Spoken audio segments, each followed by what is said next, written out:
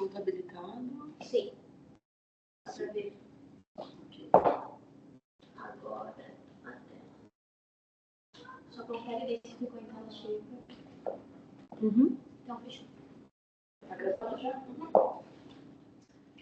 Boa tarde a todos. É com grande alegria que eu vou dar início a uma palestra, né, que é uma prestação de contas, né, da Palestra Pública do Digital para o Evento 2024-2, onde eu desenvolvi atividades na Suécia e vou trazer a vocês, né, tudo que foi desenvolvido lá e o que isso contribui para a nossa universidade, para a nossa UDESC.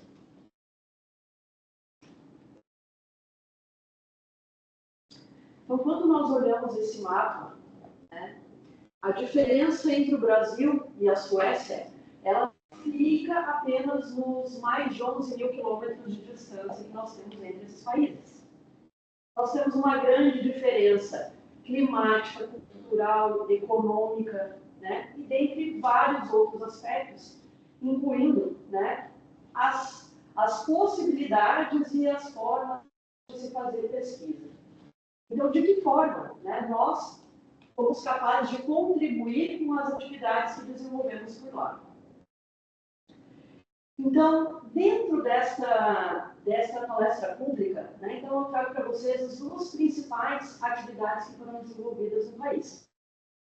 Então, a primeira delas, né, eu fui palestrante convidada no First Conference in the Movement and Physical Functioning Network, né, que foi realizado no Karolinska Institute, e depois disso eu ainda realizei uma visita técnica, né, no mesmo instituto.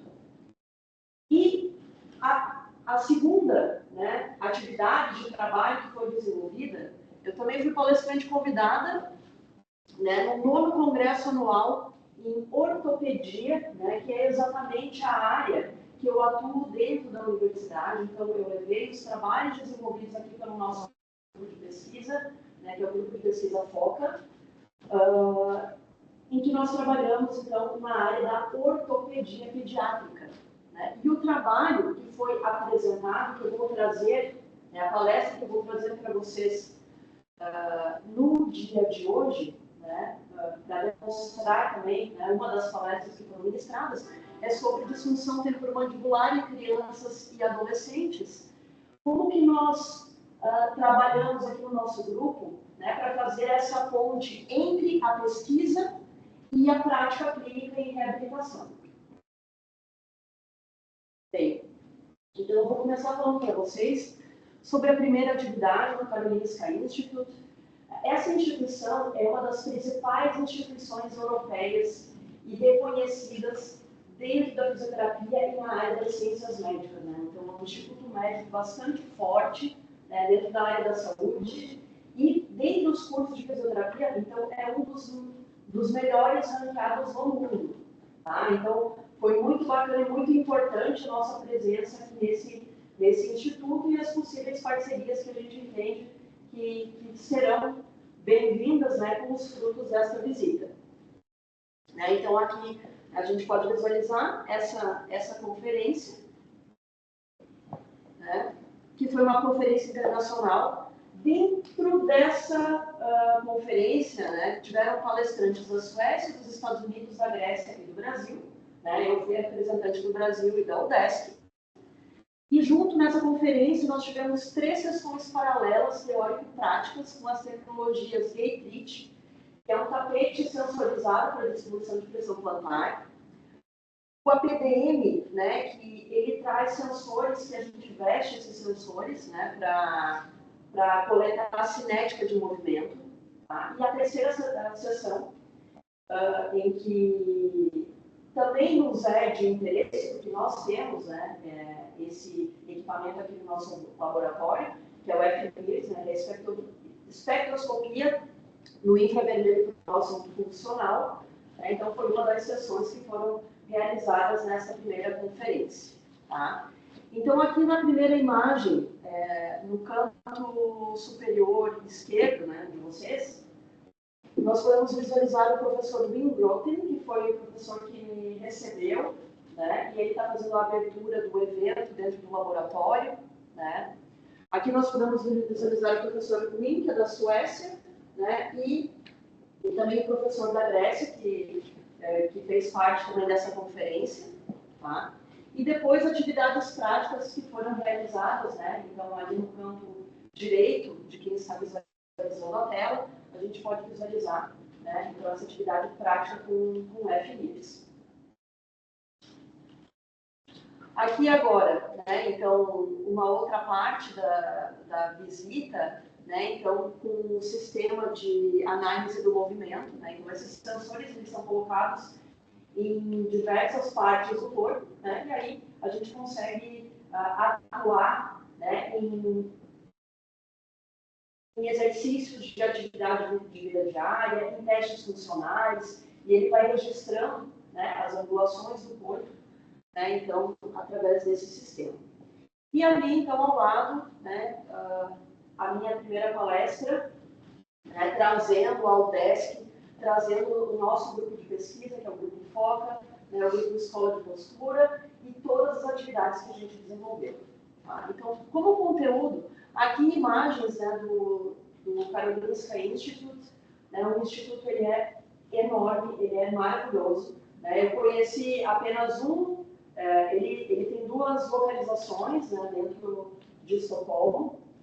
Então, eu conheci a parte nova, né, que ela é bem direcionada para medicina, fisioterapia, tem vários hospitais, tem hospital de emergência, né? Então, é fantástica a infraestrutura que este instituto ele possui. Então, aqui, né, nesse vídeo, né, só fui mostrando, para mostrar para vocês, assim, parte, né, da infraestrutura do instituto, né, mas ela é bem maior do que isso, só para vocês terem uma ideia. Tá? Então, assim, o prédio foi, né, nesse cantinho aqui, foi o prédio onde foi realizado, né, o evento científico. Né, aqui no final do vídeo ali. Tá? Então, aqui nessa primeira palestra foi muito bacana, porque como eu tive 1 hora, né, para poder ministrar essa palestra, então eu falei bastante sobre a UDESC.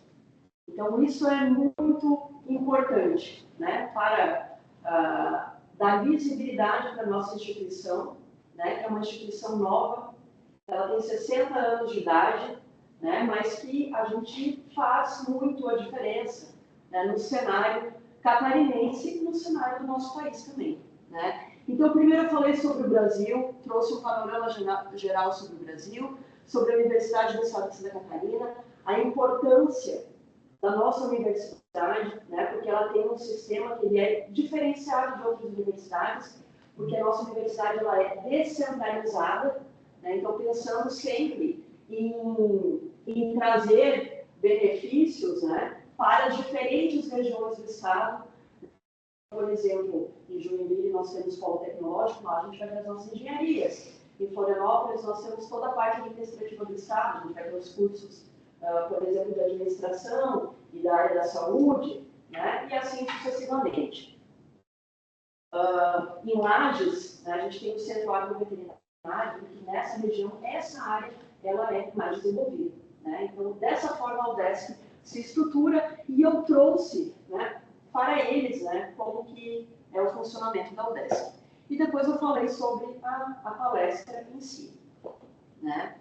Então, aqui no início, eu falei de forma geral sobre o Brasil, né? Trouxe as diferentes regiões do Brasil. Tá? Falei sobre a região sul, onde nós somos localizados. E, por fim, né, e a parte mais importante, trazemos sobre a Universidade do Estado de Santa Catarina. Né?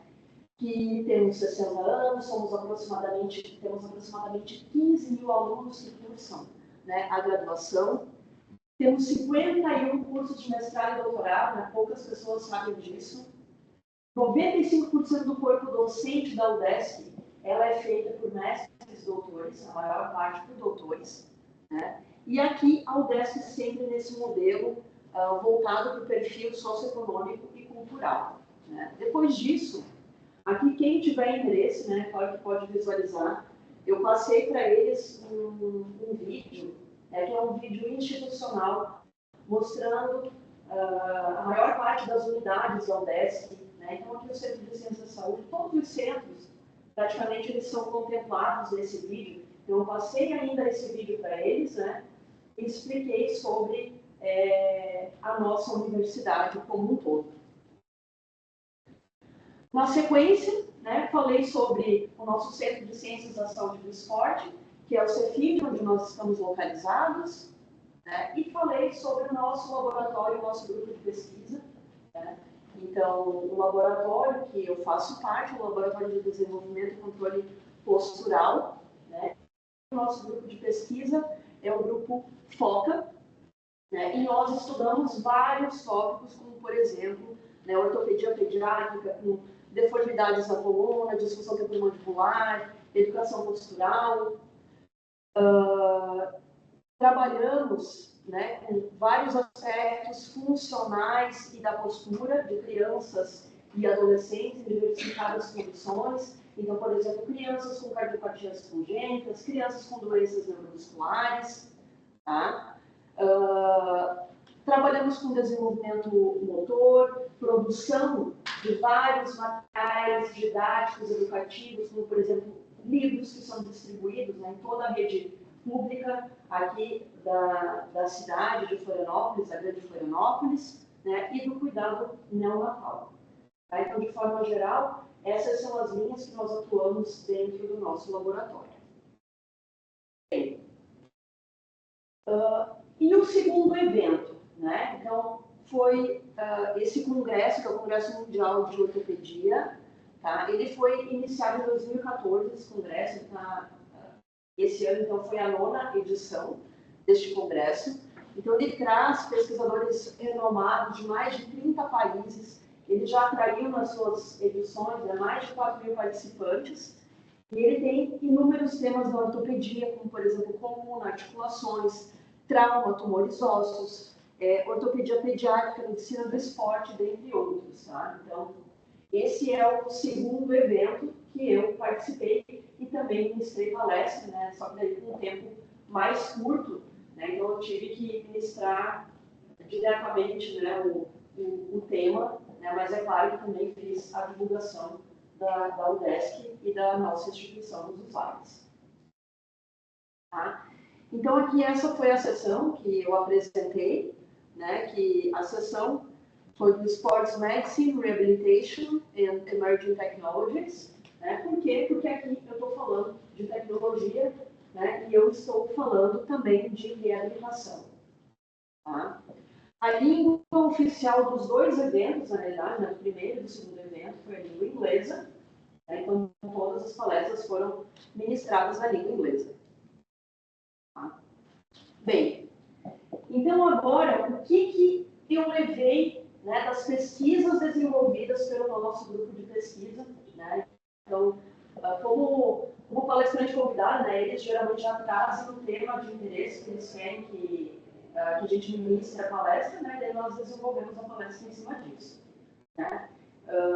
Então, como a gente tem assim, uma linha de pesquisa que ela está cada dia mais se tornando robusta, digamos assim, que na linha de disfunção temporomandibular em adolescentes, eu frequentemente sou chamada para ministrar palestras nesse tema. Tá? Então, os slides eles estão todos em inglês, tá? Porque eles fizeram parte do que foi apresentado lá.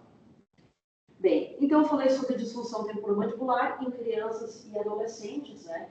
Como que o nosso grupo de pesquisa ele fez, né, ou ele faz essa conexão entre a pesquisa e a clínica prática em reabilitação. Por que eu falo isso? Né? Porque quando a gente atua no mundo da ciência, muitos pesquisadores têm a dificuldade de fazer essa translação daquele artigo científico super complexo, né, para a prática clínica do dia a dia, porque ele está ali na ponta. Então, como que eu vou contribuir com a pesquisa que eu faço para chegar lá na ponta do profissional e, consequentemente, eu vou ajudar o meu paciente, né, que é o mais importante, que é o foco, né, de tudo que a gente faz e trabalha aqui dentro da fisioterapia. Bem, então, o que eu falei, né? Essa aqui foi o conteúdo, né, da palestra. Então, a primeira pergunta que eu respondi foi: o que nós já sabemos sobre esse tópico? Depois, como o nosso grupo de pesquisa atuou na construção do conhecimento, né, para que a gente pudesse, então, fazer essa ponte entre a pesquisa e a clínica prática. Então, eu trago estudos transversais, eu trago protocolo de reabilitação e eu trago um ensaio clínico randomizado, todos eles com produtos que foram publicados e produzidos aqui no nosso grupo de pesquisa. E a última pergunta, e não menos importante, quais são as implicações para a saúde dos adolescentes? É lá no final, é o que nos interessa, né? Lá no final. Bem, então, o que nós sabemos, né? O que nós já sabemos sobre o assunto? Então, primeiramente, a disfunção temporomandibular trata-se de um desequilíbrio ósseo e articular complexo que tem etiologia multifatorial. O que isso quer dizer?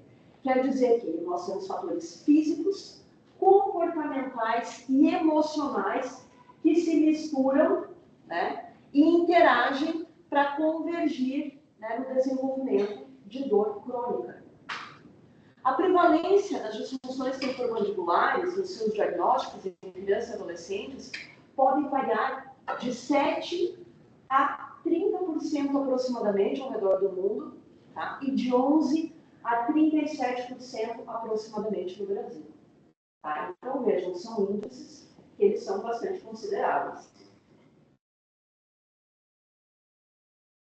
Bem, a disfunção temporomandibular é considerada um problema de saúde pública. Observem que é a segunda mais comum causa, né, de disfunção musculoesquelética, depois da dor crônica lombar. Isso poucas pessoas sabem. É a terceira mais prevalente dor crônica. Okay? Então, quais seriam esses fatores, né, que contribuem? Como que o fator emocional ele vai contribuir, né, para que essa condição ela se perpetue no indivíduo, né, ou ela se mantenha dificultando, atrapalhando a vida diária desse indivíduo, né, a qualidade de vida desse indivíduo.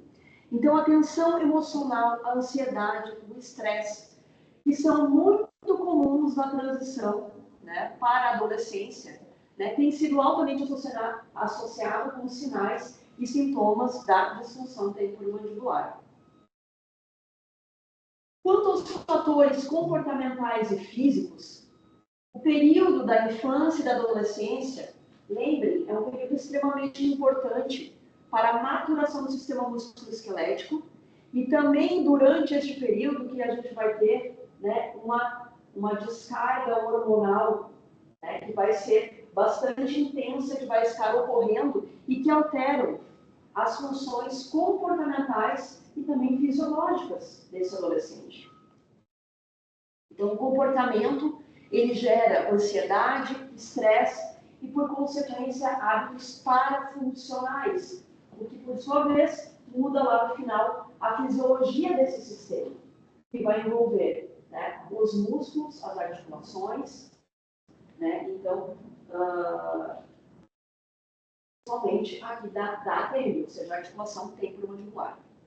Mas o que seriam os hábitos parafuncionais? Vamos entender um pouquinho o que é isso, né?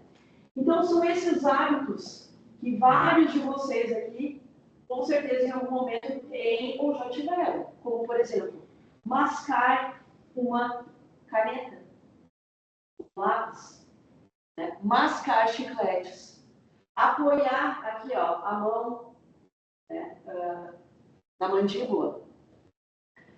O apertamento de dentes, seja o apertamento de dentes no momento em que vocês estão passando por algum estresse no dia a dia, ou às vezes até um apertamento de dentes noturno. E aí vocês não percebem, não têm a consciência, vocês estão gerando, né, essa sobrecarga em cima da articulação temporomandibular. E isso gera, consequentemente, também uma sobrecarga muscular, né? Ou seja, músculos e articulações com alteração da fisiologia como um todo. Tá? Então, aqui, novamente, né, nós vamos ter um desequilíbrio fisiológico com a diminuição do fluxo sanguíneo nos músculos mastigatórios, né, e aqui, principalmente, a gente pode citar, por exemplo, o músculo masseter, o músculo temporal, né, ele gera dor, diminuição da amplitude de movimento da boca, dor de cabeça, né, então dor tanto local quanto dor irradiada, né, então redução do oxigênio circulante local, com acúmulo de metabólitos, que gera uma alta demanda metabólica, né, e, por consequência, a dor e a diminuição da qualidade de vida. Tá? Então, ao ponto, inclusive, de dificultar no processo da alimentação, porque o indivíduo acometido com disfunção temporomandibular, né, muitas vezes não consegue abrir de forma adequada a boca para se alimentar, né, e sente dor, e tem uma série de outros itens aí que já foram citados a vocês. Tá? Então, no geral, é isso que a gente sabe. Né?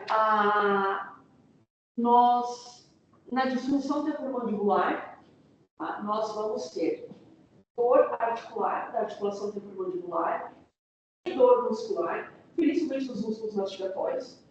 Entretanto, outros músculos, como por exemplo, músculos posturais, né? Então você está tenso, você acaba por sua vez contraindo, né? Então, toda a região aqui da cervical, tá? Então, gera dores que vão além apenas dos músculos mastigatórios. Pode gerar ruídos articulares e uma diminuição da amplitude de movimento articular da ATM, né, que é a articulação temporomandibular. Bem, e o que falta de conhecimento, então? Eu falei até agora que a gente já sabe, e o que falta de conhecimento que a gente tentou buscar nas nossas pesquisas aqui no nosso grupo de pesquisa, né, nesses últimos 10 anos. Bem, então, primeira coisa, estudos com crianças e adolescentes. Nós praticamente não temos estudos com crianças e adolescentes para identificar os sintomas e complementar o diagnóstico. Então, nos faltava nessa área, começando com os estudos transversais, para a gente poder entender a fisiologia da disfunção. Né?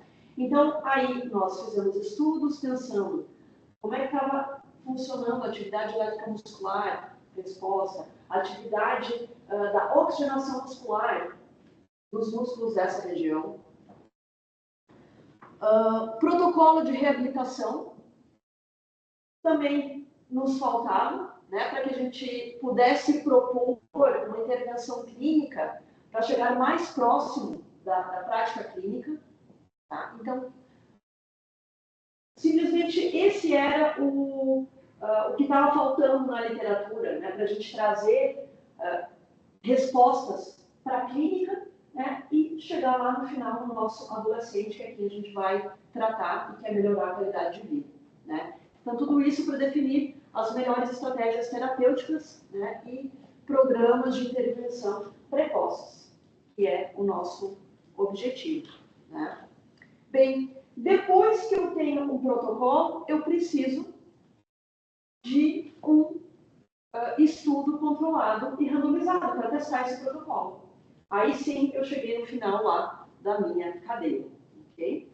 Bem, então, dentre os estudos transversais, eu estou citando aqui 4 estudos transversais que foram publicados. Né? Então, aqui na UDESC, e a gente pode falar isso com muito orgulho, né? E não é à toa que a gente é convidado, né, para participar desses eventos no exterior.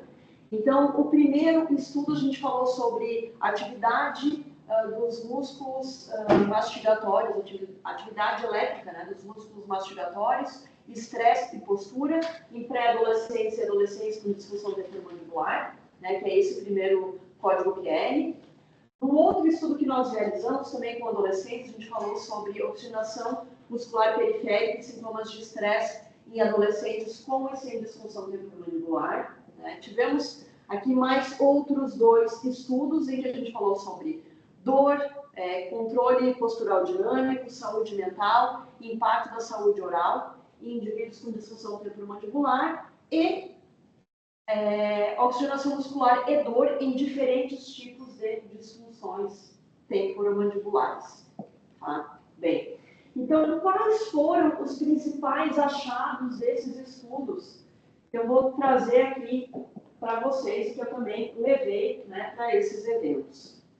Então, o primeiro resultado, que é um resultado bastante importante, nós encontramos que o período inativo da mastigação teve maior ativação do músculo temporal nas disfunções temporomandibulares.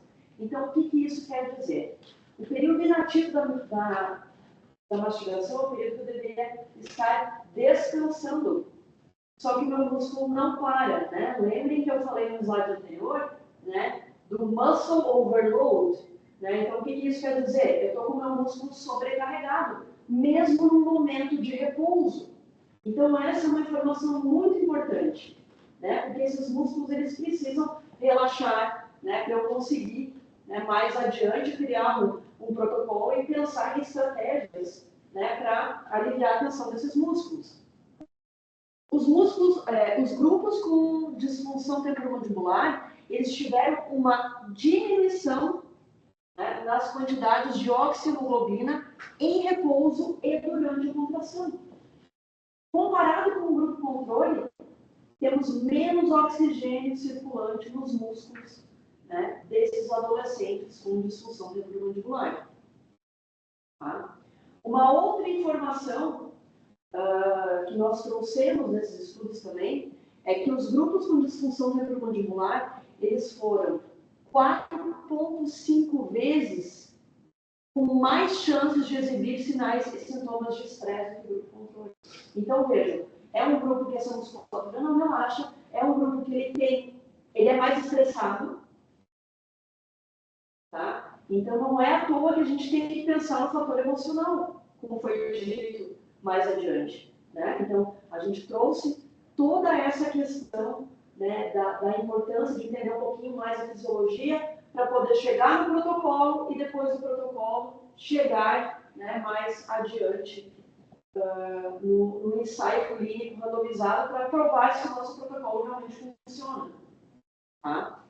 Bem, então, programas de reabilitação, eles precisam pensar nesses itens, né? Que a gente precisa atuar também na fase inativa do ciclo mastigatório, né? E na diminuição da oxigenação muscular que ocorre nesses indivíduos associado com o estresse psicológico.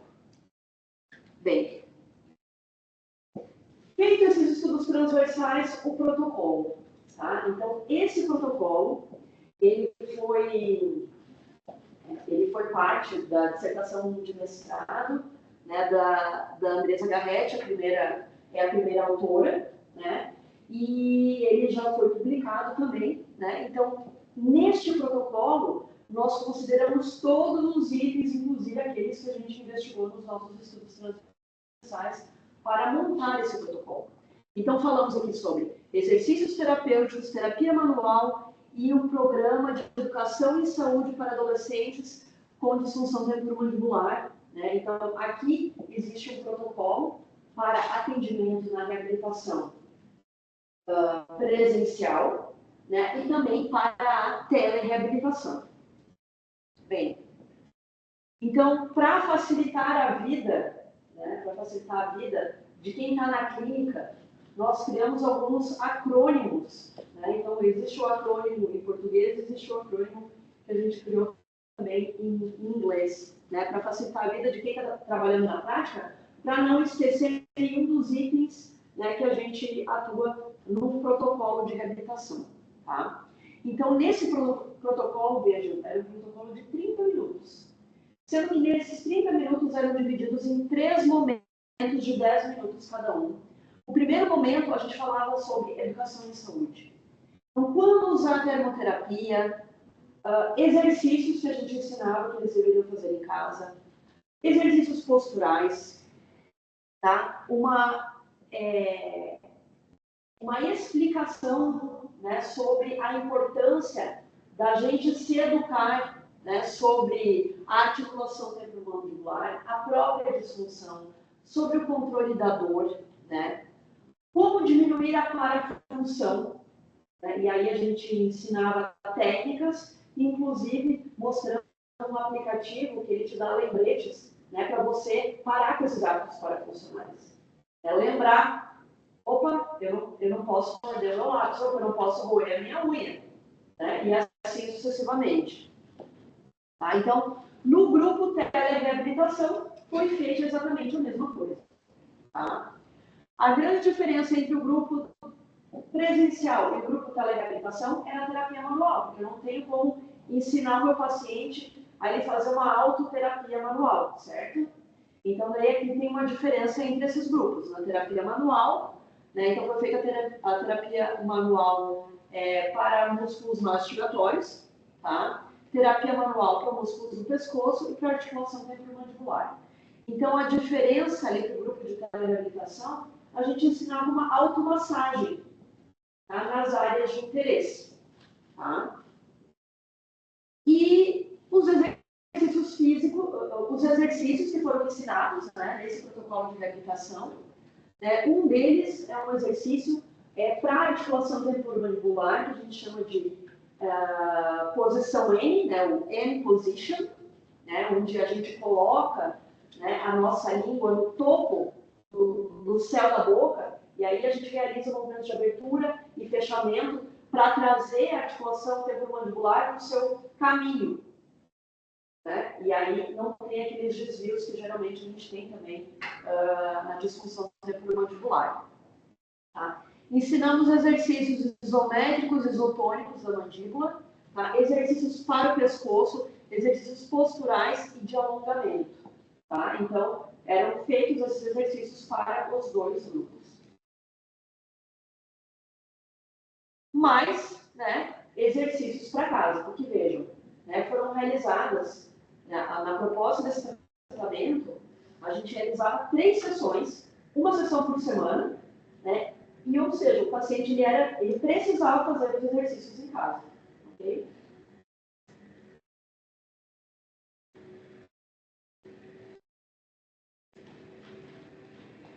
Então, aqui, né, só para ilustrar, né, o que seria esse aconselhamento, o que seria educação em saúde.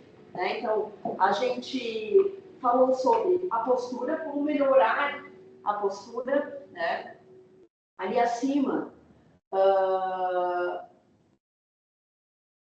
o aplicativo, né, para desencostar, que é o aplicativo Desencoste, que foi criado, né, por um grupo de pesquisa brasileiro, né, para lembrar o indivíduo a desencostar e não manter, né, os dentes próximos o tempo todo. Né? Então, a gente fala sobre termoterapia, sobre hábitos parafuncionais, sobre educação em dor, os exercícios como, por exemplo, o N position, né, a importância dele, e que acaba contribuindo também para a melhora do sono ao final. Tá?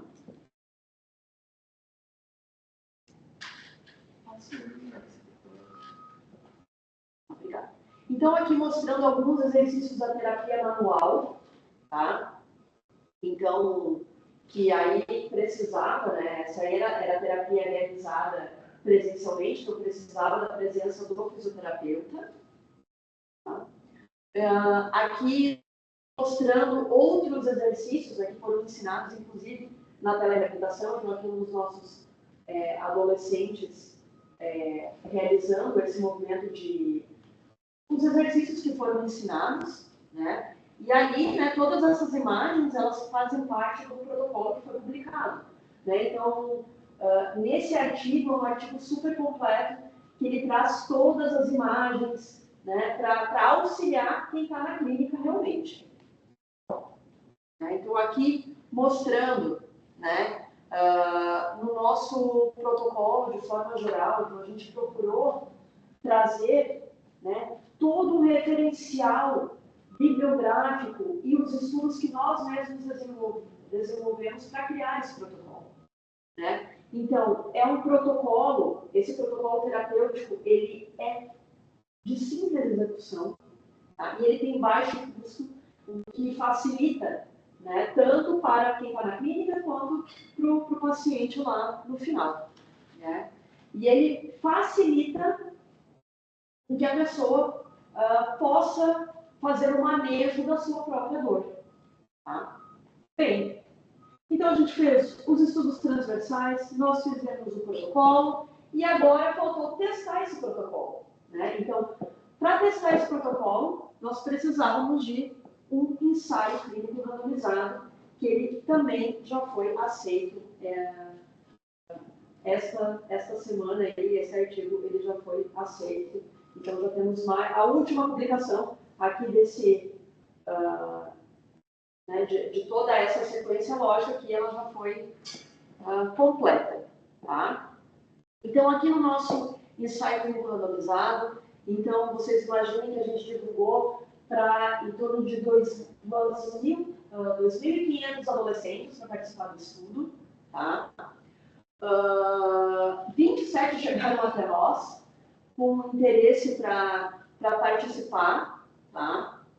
Então, assim, dentre os excluídos, teve alguns que até tiveram interesse, mas não cumpriam todos os critérios para entrar no estudo, né? Então, por exemplo, se eles utilizassem aparelho ortodôntico, já era um critério de exclusão, porque aí ele é um confundidor da dor, né? Cada vez que mexe ele no aparelho, ele gera dor, então aí seria um confundidor.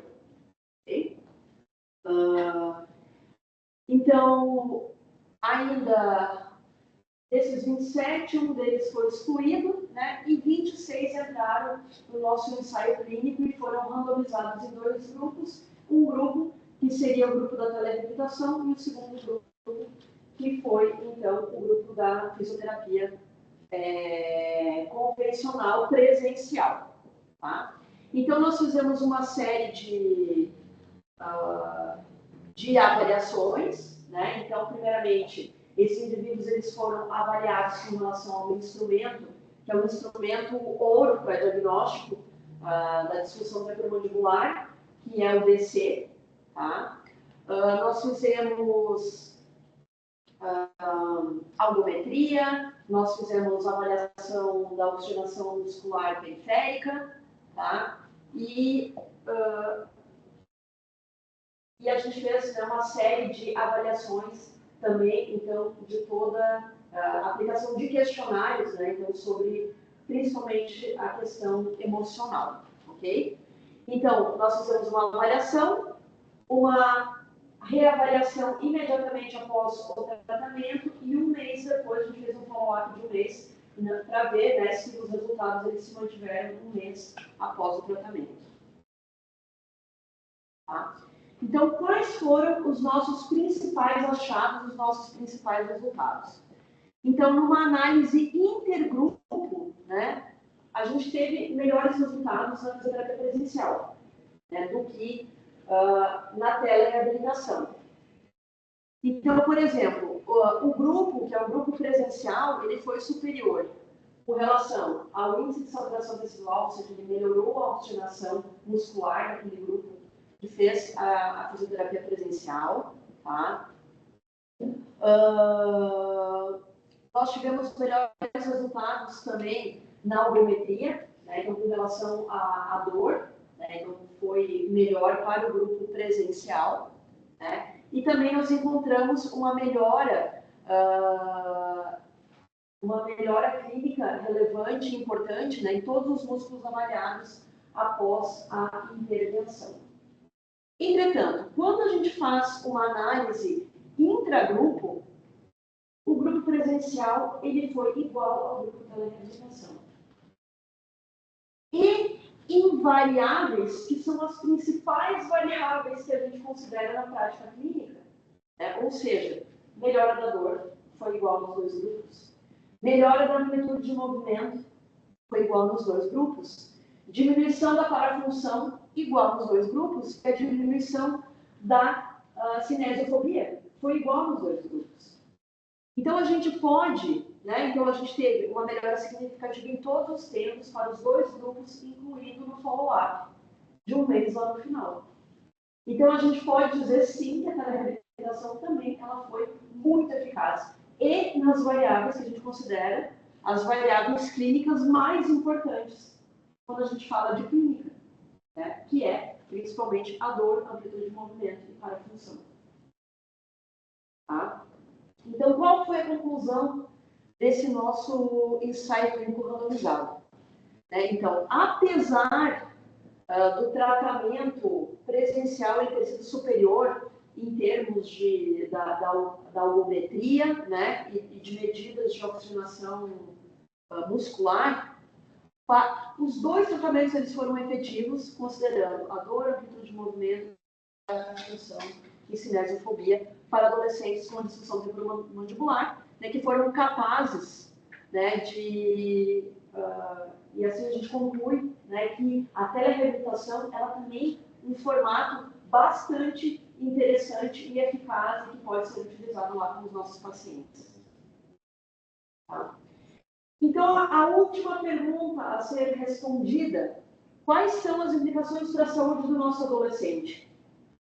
Então, a primeira delas, o uso da tecnologia, e aqui eu posso falar da telereabilitação, ela pode ser utilizada juntamente com uma reabilitação multimodal, tá? Porque o que a gente precisa ter em mente é não existe reabilitação de disfunção temporomandibular simplesmente fazendo um exercício terapêutico, não. Nós precisamos usar uma terapêutica multimodal. Nós precisamos trabalhar com a educação do paciente, nós precisamos trabalhar, né, com o exercício em si, ensinar ele a fazer o exercício em si, fazer o exercício em casa, né? Então, a responsabilidade, ela não morre, ela não fica no profissional da saúde. O indivíduo ele tem que entender que ele é responsável pelo manejo da sua condição, inclusive da condição dolorosa. Né? Então, a gente precisa trabalhar em todos os itens para fazer uma reabilitação multimodal.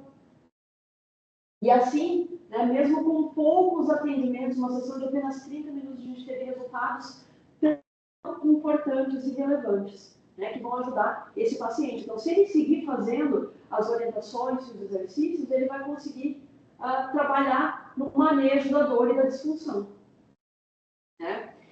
E por isso, a importância, né, da realização e da criação desses protocolos e de guidelines, né, para intervenções multimodais. Né? Então, a gente deu um passo muito importante na criação desse protocolo. Né? E o protocolo que foi proposto, ele foi efetivo para todos os principais desfechos que a gente desejava estudar, né? E aqui, é claro, né, repetindo, os desfechos principais para a clínica são a dor, a amplitude de movimento, né, a diminuição da cinesiofobia, né, que é esse medo exagerado para movimentar, né, para evitar sentir dor, e assim sucessivamente. Tá? Tá, mas como é que eu faço? E a ponte? Como é que eu faço a ponte, né, entre a pesquisa e a clínica? Então, é exatamente tudo que eu mostrei. Né? Então, para conectar a pesquisa com a clínica prática, nós precisamos ter uma ordem no processo de desenvolvimento da pesquisa.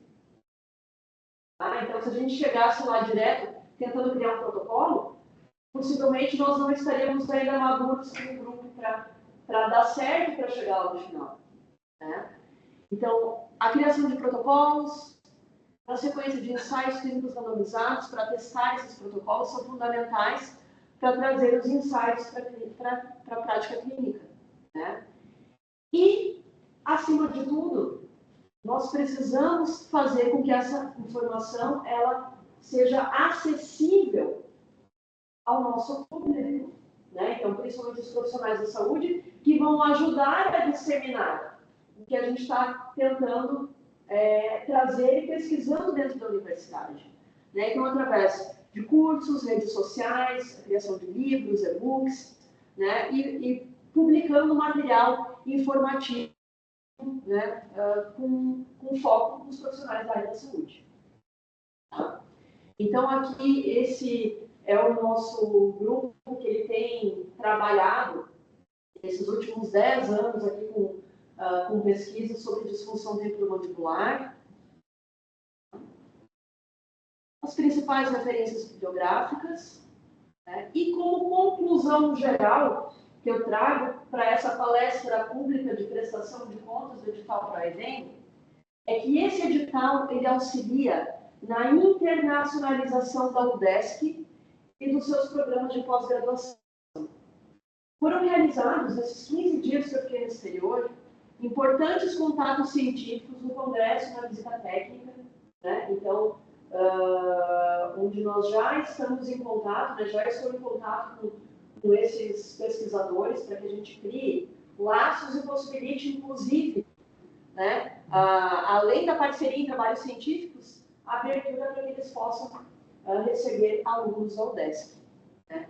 Foi uma experiência que foi proporcionada ao pesquisador de riqueza cultural e também de inovação tecnológica, né, com o que a gente vê de inovação nesses laboratórios que a gente visita no exterior, né, até para nos inspirar para chegar lá, acima de tudo. Tá? Então, muito obrigada em sueco para vocês, tá? E obrigada pela escuta de todos.